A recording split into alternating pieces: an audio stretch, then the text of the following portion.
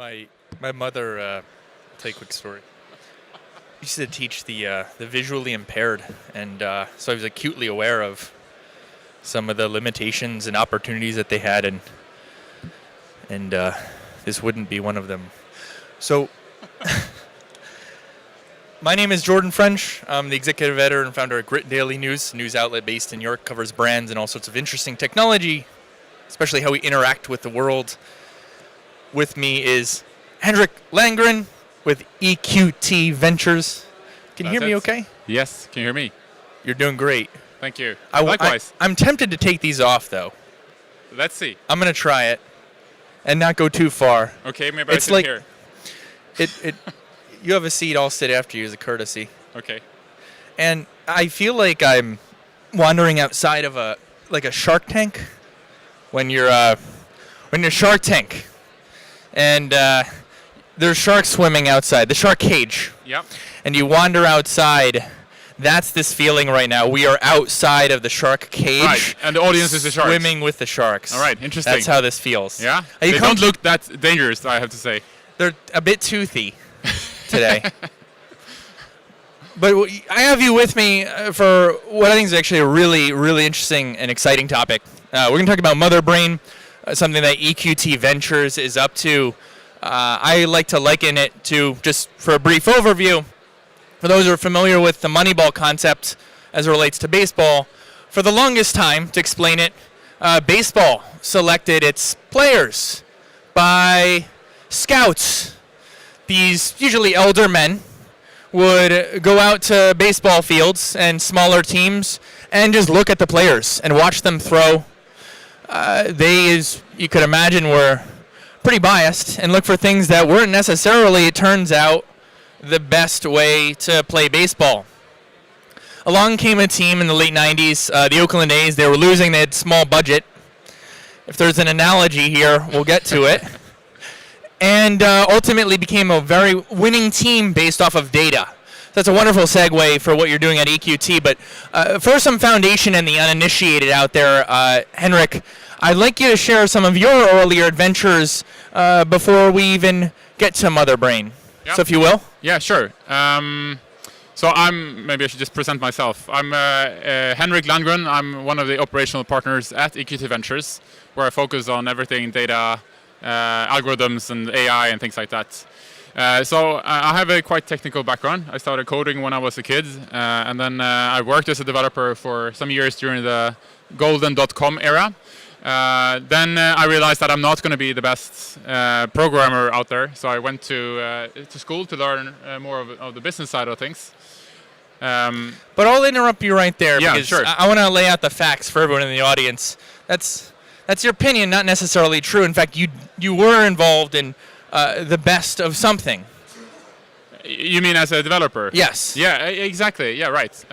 Don't sell yourself short. Okay.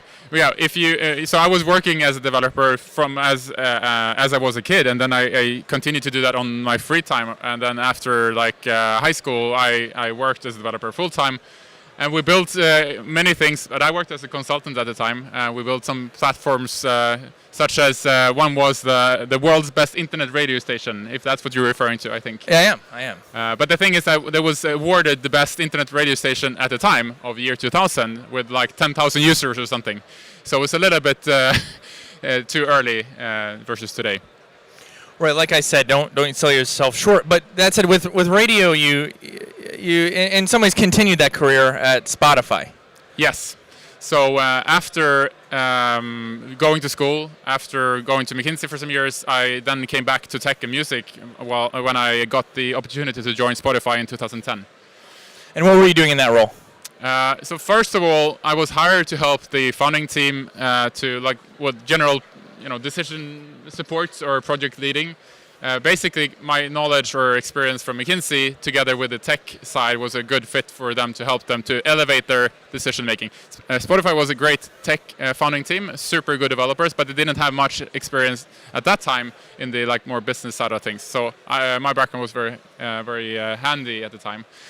Then very quickly we realized that to make better decisions, you have to, of course, collect data and you do some kind of structured analysis to what the options are, and you try to be as smart as possible. And at Spotify, we didn't have that data. So very quickly my job changed to be the person leading the task to build the analytics platform. So we built up the tech platform and together with the developers and then also adding the analytics team into that could actually make sense of that data.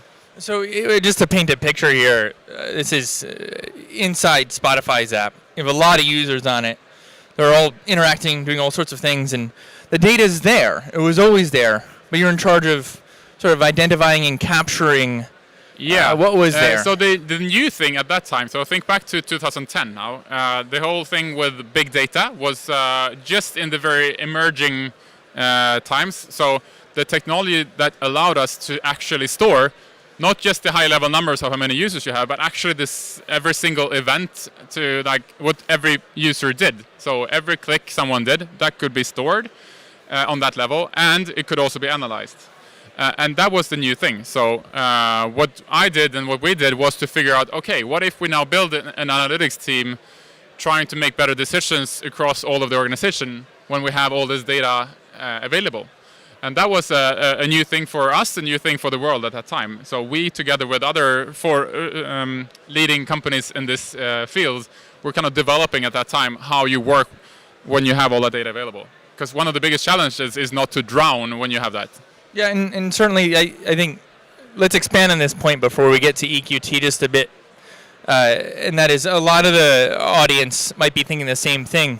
Perhaps in 2010, there weren't so many tools while we established the data is there. There weren't so many tools to sort of start to analyze. Now it seems that there's perhaps a sea of different tools to analyze audience. It sounds like a lot of noise in this sense.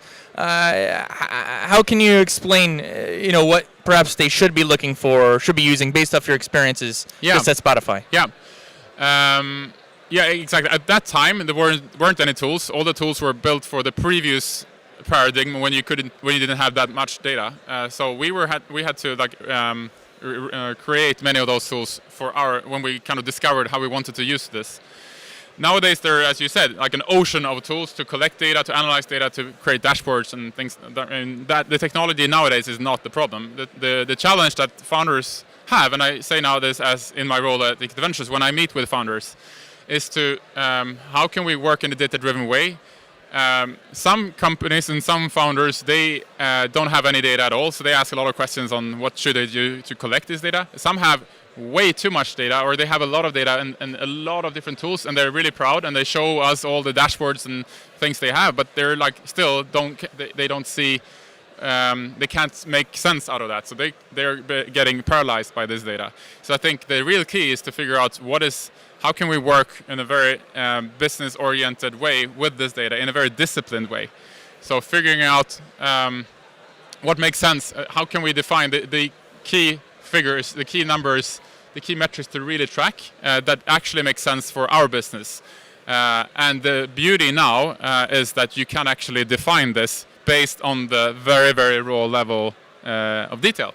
And this was impossible before, because in the past, pre-big data and pre-2010, you were limited to only be able to define metrics in like the highest level of dimensions, like you could fit in a spreadsheet. But now you can actually define the specific metrics that really, really matters for you, that is important for you, so that you track what you do in the right way. Certainly, and that speaks to perhaps somewhat internal audience data. Perhaps some in the audience even have applications like Spotify or their own customer base or customer audience where they have native or somewhat captive data, but it seems a bit of a leap to go external, outside, in what seems like a very complicated decision-making process, and that is identifying good investment opportunities for what is really a very narrow point in the business life cycle. To clarify, when you invest is typically around Series A, somewhat early, not too much later. What makes you think it's as simple as adopting a data set and analyzing it, perhaps through an algorithm, and magically spitting out what's investable? So now you mean for us as investors? Right, at EQT. At EQT Ventures, yeah. At EQT Ventures, I'm kind of trying actually to do what I did at Spotify, trying to figure out how can we use data to make our investment process better. So if we just start with that, and then think about it, the first natural thing that comes to mind is, okay, what do we do today as people, as investment professionals? When we look at a company, what do we look for? What kind of data sets do we analyze regardless, and what analysis do we do to make up our mind if we're interested in a company or not? And then say, okay, all these things that we do today, let's make sure that we make a platform that has all those data sets in the one place. And then let's make sure that we, as people, can make that analysis as fast as possible. And you had to start somewhere, though. There were some inputs.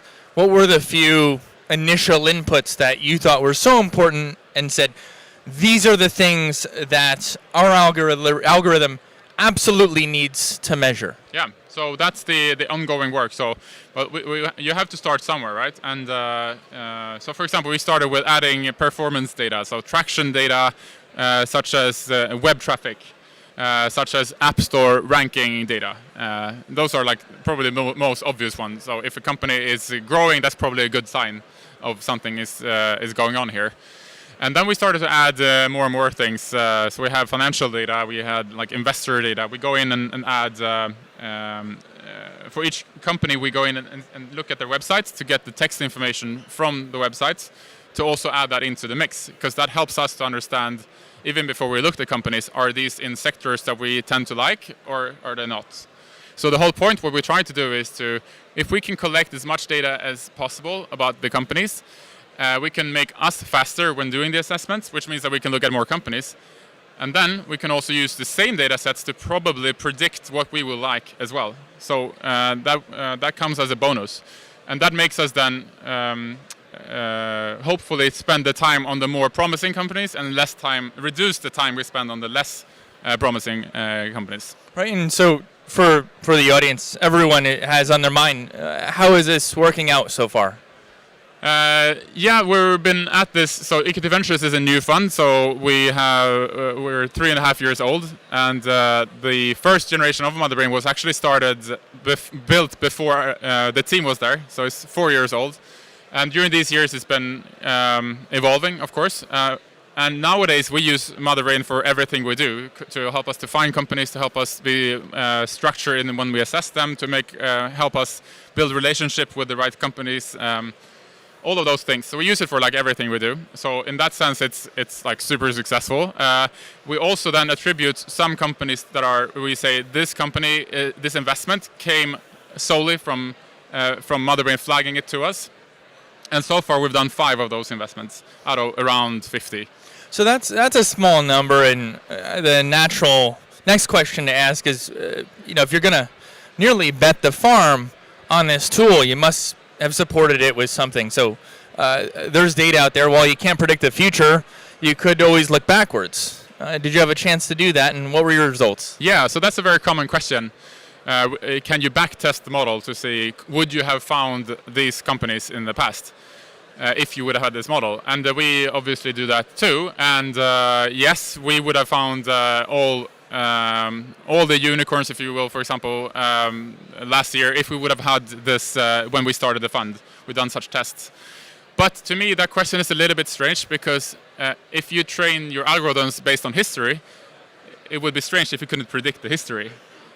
So if I couldn't do that, then I think something would have been very strange. So another way to look at this instead would be, of the actual rounds that happens ongoing, how many, like in the markets, we track that. So of all the investment rounds that happens right now, every month, we see how many of those did Motherbrain flag to us before. So do we have a scene rate of Motherbrain, and how high is that? And we see roughly that it's around 80% of the transactions that happens right now, Motherbrain has already flagged to us. So that's a very nice sign for us that we're onto something. Certainly, it sounds promising. Let's set that aside for just a moment, and we'll inspect the algorithm next. But on everyone's mind too, we've mentioned this term, Motherbrain, that we use to describe the tool. What's behind the name? Yeah, that's a very catchy name. It was decided before I joined, and It comes from, I think the people who picked the name said it came from a video game from the 80s. So it's in one of the games from the 80s. It's a character called Mother Brain, and that's the name. But I think it's a very catchy name, and it really encapsulates what we're doing. So I think it's a good one. Was befitting of a team that is invested in at least one gaming company. If you could share with the audience, they're also wondering. You mentioned 5 investments. Can you just share 1 or 2 of those so we have an idea? We can test you later in a few years to see how Mother Brain's doing. Exactly. Yeah, you should do that. So the first company we invested in was a German company called AnyDesk, and that's a remote desktop application. Super strong tech team that had created this fantastic product that was growing like crazy. We reached out and invested in them. And since then, they've continued to grow. So they work really well. They're one of the top performing companies so far. Another one is a gaming studio in Ireland, which we invested in even before they released their game, and still haven't released yet. So they're in the building phase right now. So let's see how that goes. Super exciting too. And that one was called War Ducks. War Ducks. War Ducks. Yeah. And the last, or the latest investment, not the last, I hope.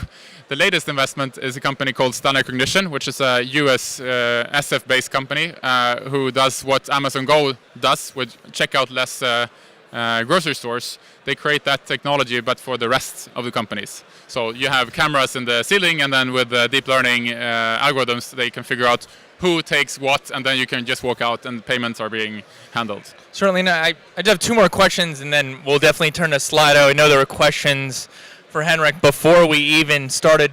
One I'll marry to the top-ranked question so far. They're asking about criteria, but I know you volunteered one to me. I'll share that I found interesting, and it is actually prior investment in companies. And the reason why I think we want to explore that is we all know generally a lot of the data that's reported out there is investors are biased. And in some cases that discriminates against potential founders based off of gender or sexual preference or what have you. Will. So it begs the question, if you're pulling in perhaps some dirty, messy, or otherwise already obscured biased data, yep, and then infecting your own results based off of that feedback loop, is there a solution there? Yeah, I think first of all, I think by looking at actual facts and not just having looking at the companies that screen the most or that knows the right people send to you, we're reducing a lot of the bias because we get a much more objective view of which companies are actually performing versus not. So in general, I think we're getting a more objective view of the world that helps us. But then, for sure, we are training. If we're building models that we're training on historic behaviors, and also that we're training based on the people that we have in the team's judgment, we're building that into the model. So we're, in one sense, training the model with our collective biases in the market and in us as a team. So that's a danger. But one could say that that also helps us to make better investments, but also introduces us to bias, which means that we will most likely miss opportunities that are more outlier type of investments, both when it comes to like diversity, but also other factors as well. So like new emerging sectors, if no one has invested in a new sector, well, we might not see that if you just take the base principle.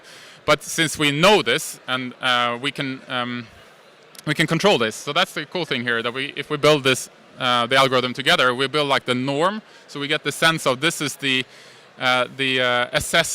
assessment based on the norm of the collective market and the team together, and then we can control from that. Say now we want to explicitly over-index on certain geographies or certain aspects of the market, or just focus in and dial in explicitly on the demographics that would help us to fight those biases. Certainly, and I have to ask the question, it's a bit meta for me. Since Mother Brain looks at investment opportunities, if Mother Brain or its algorithm equivalent was a startup with a prototype, would Mother Brain first find and then flag for investment itself? Yeah, that's a funny question.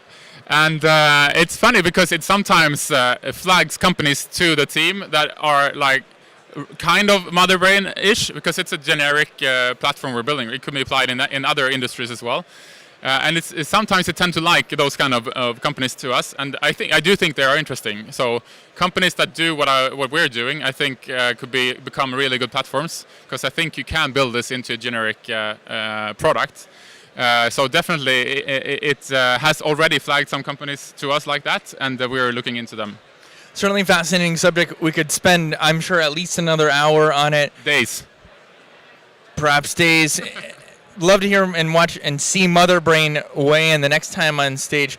You are the Paul Podesta is to the Oakland A's as you are to EQT Ventures. This is all the time we have. Give a round of applause to Henrik Landgren, EQT Ventures, for joining us. We know he's a busy man. Thank you. I'm Jordan French, Skritz Until next time.